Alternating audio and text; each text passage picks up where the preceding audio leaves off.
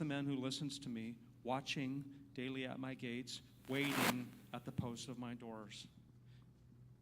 Blessed is the man, let's read it again. Blessed is the man who listens to me, watching daily at my gates, waiting at the posts of my doors.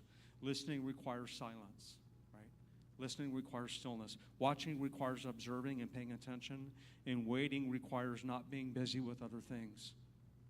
And so, somehow or another, my pursuit and your pursuit of God is going to look like this. Where listening, watching, and waiting become more important to us because we know there are things that God will only bring to us in those moments of stillness, in those moments of listening, watching, and waiting, and hearing, and seeing, and sensing, and perceiving the things that God begins to unfold to us and reveal to our hearts, right? And the ways in which He would upgrade us. And then we will encounter something that I've had to encounter repeatedly. It's like He will come to me with change that He wants to bring into my heart, and I have to consent to the change. And when I stop consenting to the change, that's where my growth stops. My growth stops right there. But if I keep consenting to change, my growth will continue. But my growth will come to an abrupt stop when I say, I will not consent to this change. Right? And the thing is that I think, at least for me, I'm not going to speak for you, but for me, I realized that I didn't really believe God is as good as He really is.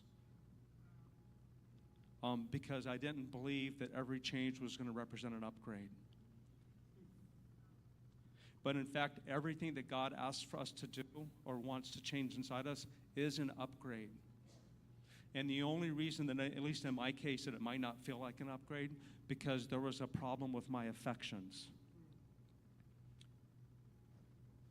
And the way I knew there was a problem with my affections was when the Lord spoke to me and said, will you let what and who I love be what and who you love?